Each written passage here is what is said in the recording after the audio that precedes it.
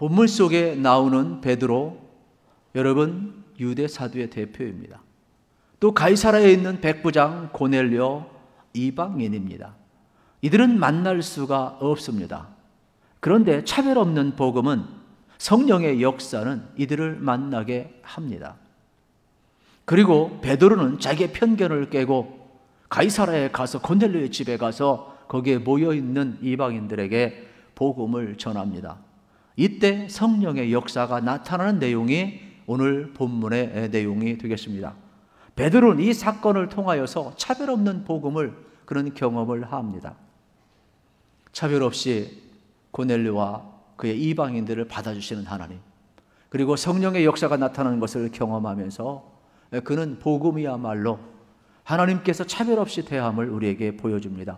유대인만을 위한 구원도 아니고 이방인만을 위한 구원도 아니고, 차별 없이 유대인을 구원하신 것 같이 이방인도 구원하고, 차별 없이 오늘 우리도 구원하는 복음임을 오늘 본문은 우리에게 전해주고 있는 것입니다.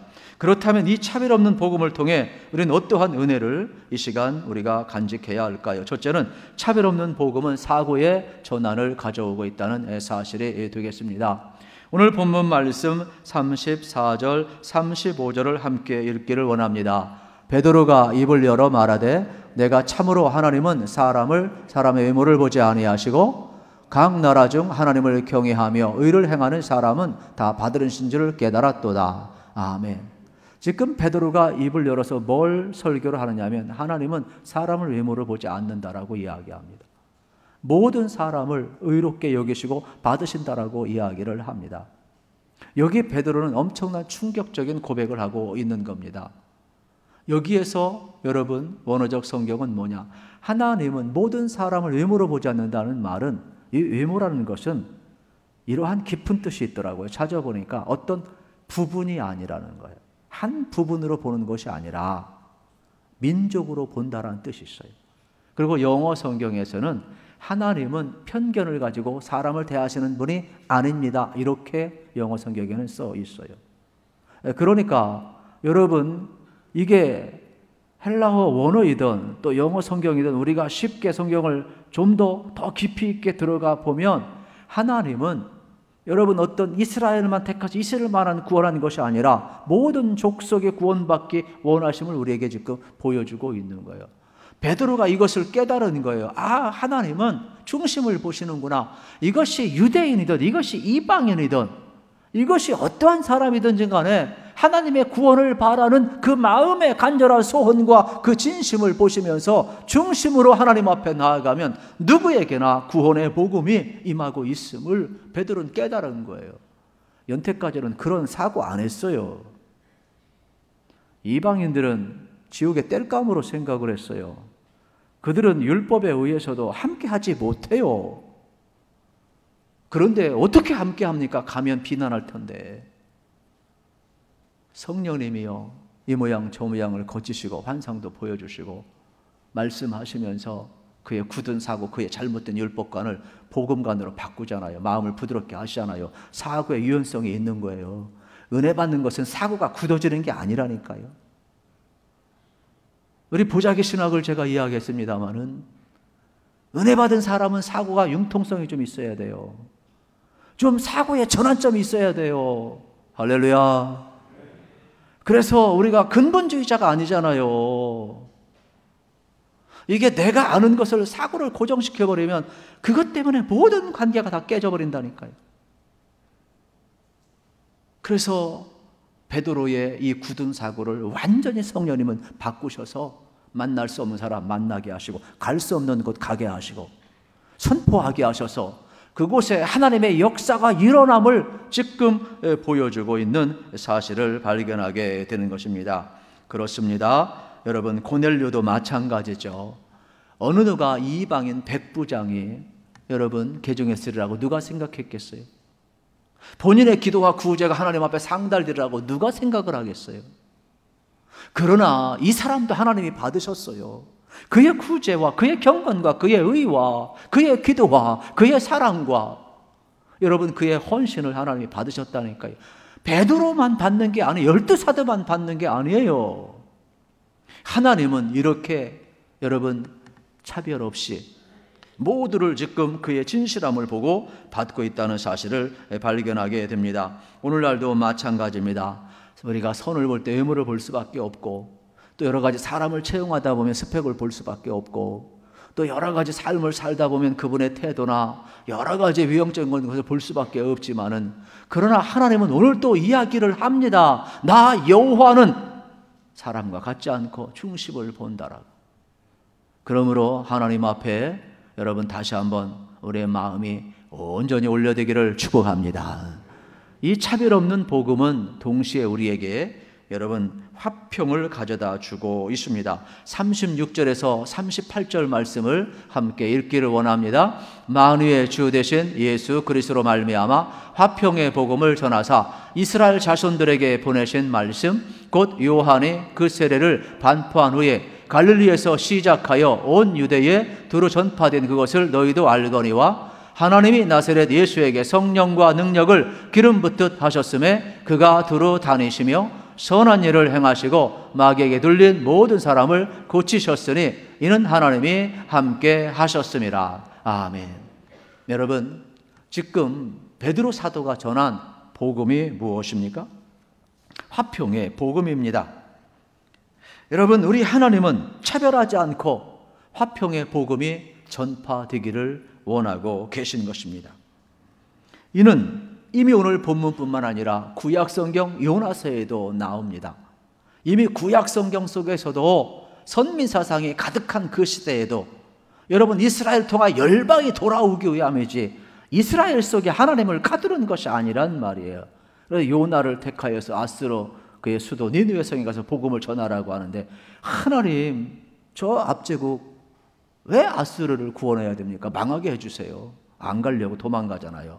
결국은 어떻게 합니까? 다시스로 가다가 큰 풍랑을 만나고 큰 고기 속에 들어갔다가 3일 만에 다시금 토해내서 깨닫고 나서 니느웨 성에 가서 그때도 정신 못 차리고 대충 복음을 전했어요. 하나님이 곧 이 두 성을 멸망시킬 겁니다. 회개하고 돌아오세요. 아예 안 돌아올 줄 알았는데 대충 복음 전했는데도요, 좌우를 분별하지 못한 12만 명이 돌아오잖아요. 그러니까 하나님의 구원은 열방을 향하고 있다는 것을 우리가 알아야 돼요. 그러니까 구약이나 신약이나 가둬놓는 복음이 아닌 것이지요. 우리가 또 창세기 12장도 기억해야 돼. 하나님이 아브라함을 부르셔서 믿음의 조상을 삼으셨어요. 그러면서 가라, 내가 지시할 땅으로 가라. 내가 정말로 큰 민족을 이루고 열방이 너로 인하여 이제 복을 받는데 네가 가는 곳마다 어떻게 한다고요? 복의 통로가 된다. 그런데 그 복의 통로를 보면 모든 족속이 너로 말미암아 복을 받을 것이라 그랬어요. 그러니까 아브라함은 오늘 우리가 믿음의 조상으로 이야기하는 것은 모든 족속이 너로 말미암아 복을 받을 것이라 그랬지, 어디 유대인만을 위한 복이라고 그랬어요. 오늘도 마찬가지. 여러분, 우리가 먼저 예수님 앞에 복을 받은 것은 나만을 위한 복이 아니에요.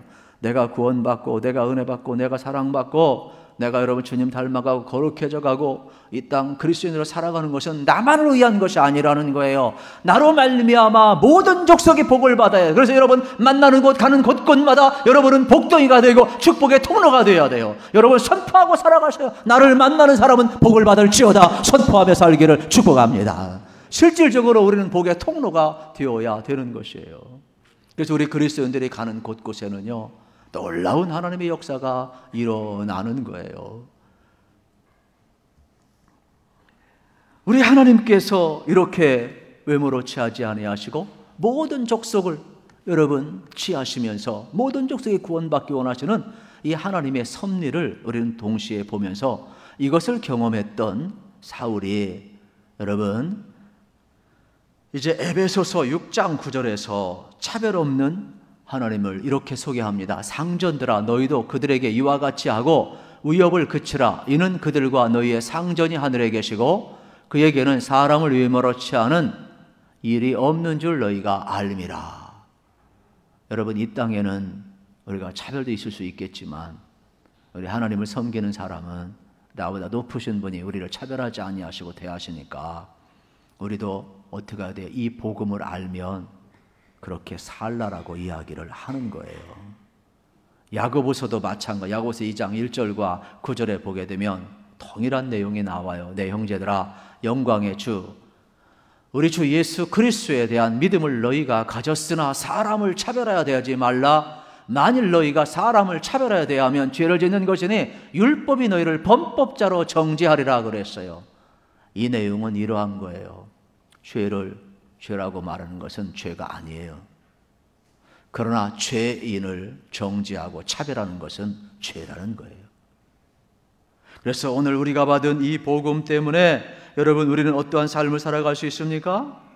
다시 한번 철저히 주님의 은혜 가운데 살아갈 수 있음을 발견을 하게 되는 것입니다. 그래서 베드로 사도는 계속해서 복음을 증언하면서 이 복음이 뭐냐? 예수 그리스도인데 하나님이 예수님을 보내시고 예수님에게 성령과 능력을 주시고 모든 선한 일을 행하게 하시며 귀신 앞에 눌린 자를 여러분 자유케 하시고 또 장차 오셔서 우리의 심판의 주가 되게 하실 것인데 이 예수 그리스도가 부활하셔서 베드로 자기들에게 나타내 주시고 또 이 일의 증인이 되게 하셔서 12 제자와 500의 무리에게 보이셨다라고 이야기하며 우리는 이 일의 증인이라 이야기를 합니다.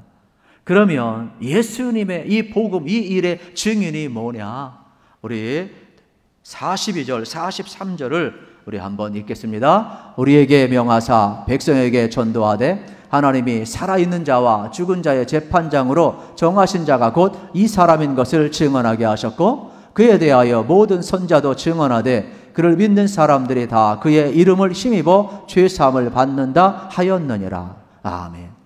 지금 여러분 세례 요한도 그렇고 여러분 사도들도 그렇고 지금 베드로가 증언하는 이 복음이 뭐냐면 모든 사람은 예수 그리스도의 십자가와 부활을 통하여 죄사함을 받아야 된다라는 겁니다.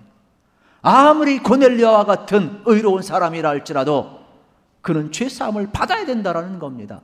우리가 생각할 때 상대적인 의이지 하나님 앞에 의리 어디 있습니까?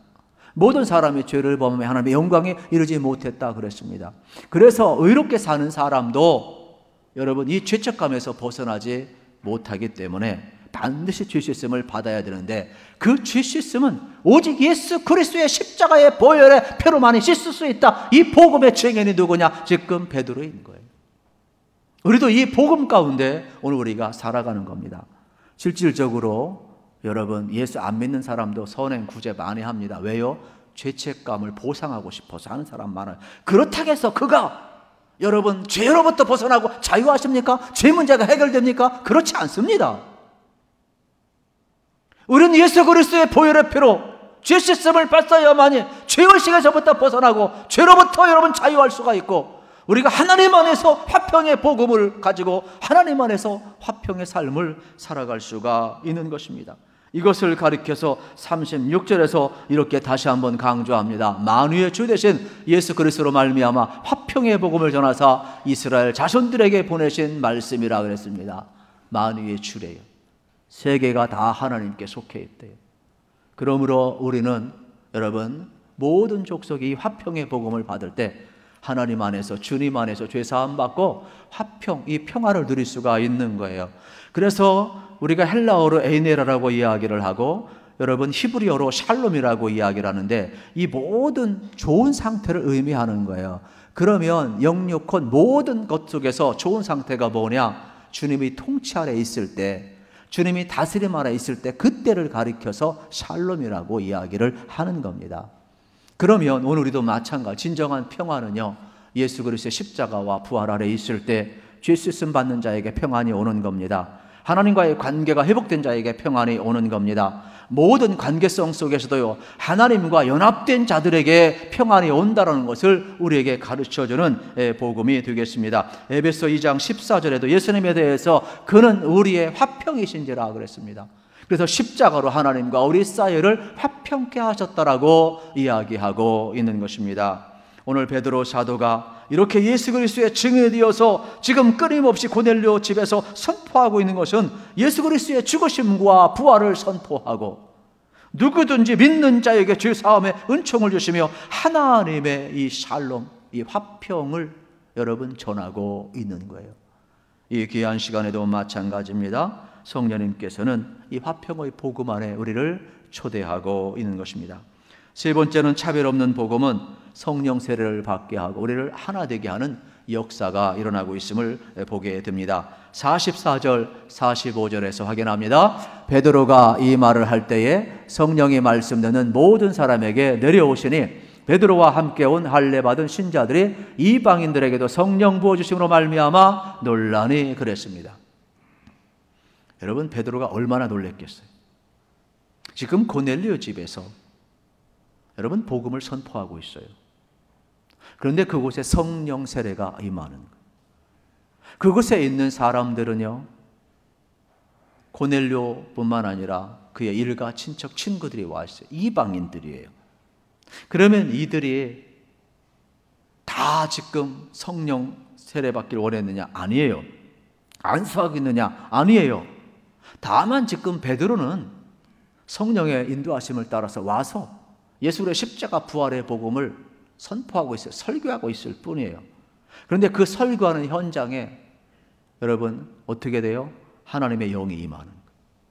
그리고 이들이 십자가 부활을 믿는 거예요. 그리고 이들이 주님과 하나 되는 기가 막힌 현상을 지금 보고 있는 거예요. 그래서 가장 놀란 사람은 누구냐? 베드로 사도예요. 일방적으로 부어주시는 이 은혜를 여러분 우리는 기억을 해야만 합니다. 그래서 우리도 마찬가지죠. 여기 여러분 고넬료와 함께 있는 이방인들이 뭐 의로 와서 세례받은 게 아니라니까요. 하나님의 주권 속에서 지금 임하고 있는 거예요. 성령의 강림의 사건은 여러분 신약성경에 4번 기록되고 있는데 마가다라 학방에서 오순절 성령의 강림의 사건이 기록되고 또 동시에 여러분 어떻습니까? 이제 사마리아와 또 흩어져서 복음을 전할 때 안수할 때 성령의 역사가 강림을 하게 됩니다. 그리고 오늘 본문 속에서 여러분 말씀을 선포할 때 성령의 강림의 사건이 나와요. 그래서 이렇게 4번 신약 성경에 성령 강림 사건이 아주 동일하게 강하게 기록되어 있는 것입니다. 그러면 지금 베드로가 하나님의 말씀을 선포할 때 성령의 강림의 사건이 임했다면 오늘 우리들도 여러분 믿음과 확신을 가져야 되죠. 여러분이 부모님 따라왔던 친구 따라왔던 외로워서 왔던 또 초대받아서 왔던 우리 교회에서도 마찬가지 우리가 끊임없이 초대하고 말씀을 전포하는 이유는 오늘 본문 말씀에 있는 것처럼 여러분들이 하나님의 말씀을 듣다 보면 여러분 하나님의 강권적인 은혜로 내 의와 상관없이 성령 세례가 임해서 하나님을 믿는 믿음이 생기고 예수를 주로 고백하게 되고 십자가를 통하여 죄 사함을 받는 그러한 은혜를 누리게 된다는 사실이에요. 그때 우리 가운데 평화가 임하게 되는 겁니다. 그러므로 예배하는 이 시간도 마찬가지입니다. 여러분 성령 세례 받으시기를 축복합니다.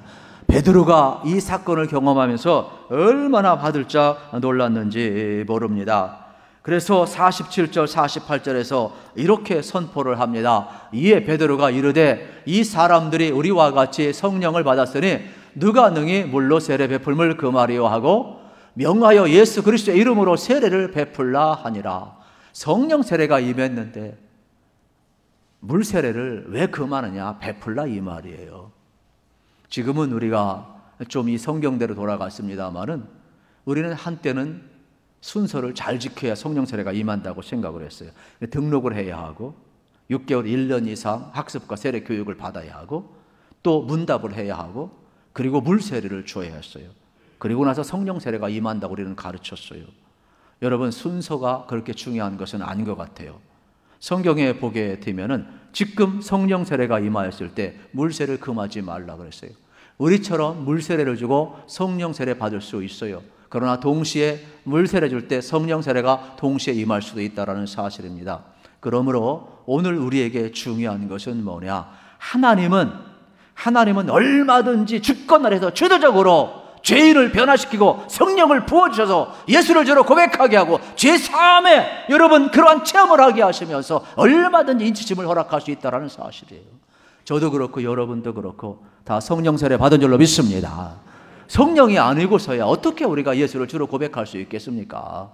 성령 안에서 그래서 여기 다 같이 여러분 우리의 삶은 어떤 삶을 살고 있느냐? 성령 안에서 지금 하나 된 삶을 살고 있음을 우리에게 가르쳐 줍니다. 실질적으로 고린도전서 12장 13절에 보게 되면은 우리가 유대인이나 헬라인이나 종이나 자유인이나 다 한 성령으로 세례를 받아 한 몸이 되었고 또 다 한 성령으로 마시게 하셨느니라. 여러분 잘 보세요. 한 성령으로 세례받고 한 몸이 되었대요. 한 성령으로 다 마시게 되었다. 이 말은 뭐냐? 성령 안에서 우리가 예수님과 하나가 되고 연합되었다라는 겁니다. 그래서 예수님과 함께 죽고 예수님과 함께 사는 신앙의 고백이 터져나왔다라는 겁니다. 그래서 우리는 머리 되시고 몸 되신 예수님 앞에 세례받은 사람은 전부 각각 지체로 연결되어 있음을 우리에게 가르쳐 주는 거예요. 그래서 이렇게 화평, 평화의 복음을 받은 사람들은 서로 성령 세례 받았기 때문에 그리스도 안에서 하나가 됨을, 또 이것을 힘써 지켜야 됨을 우리에게 가르쳐주고 있습니다. 아무리 성령 체험을 했어도 베드로와 유대인들 편견이 있었으며 차별이 있었습니다. 그래서 다시금 성령님이 나타나셔서 환상을 보여주시고 계시를 주십니다. 아무리 의로한 여러분 고넬료라 할지라도 그에게도 예수 그리스도의 십자가의 보혈이 필요하고 죄수심이 필요합니다. 죄책감에서 벗어나야 합니다. 그래서 환상을 보여주시고 계시하시고 음성을 주십니다.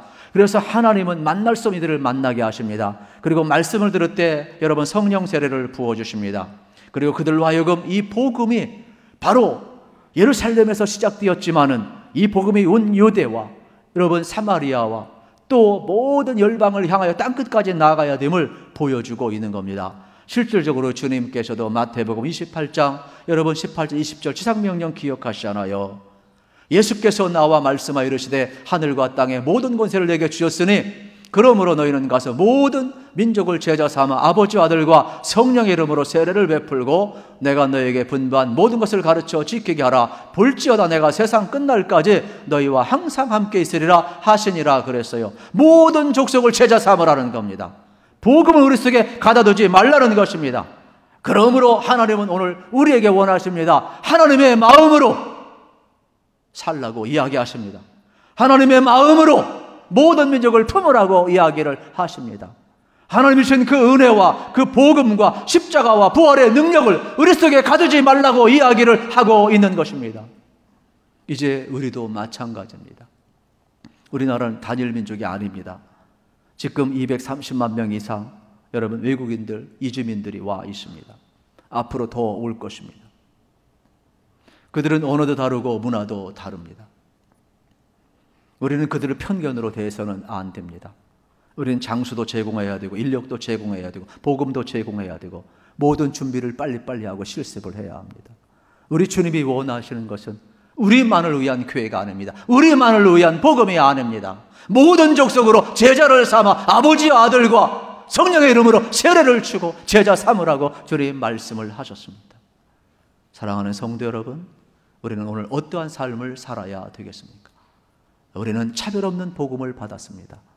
그러므로 먼저 여러분들이 하나님과 화해하시고 자기 자신과 화해하시고 이웃을 향해서도 이 화평의 복음을 가지고 여러분 화평한 삶을 살아가실 뿐만 아니라 다 성령 세례 받으셔서 열방을 품에 안으시고 여러분 차별 없는 복음을 끊임없이 증언하길 원하는 이 증인된 자리에 성령님이 초대하고 있습니다.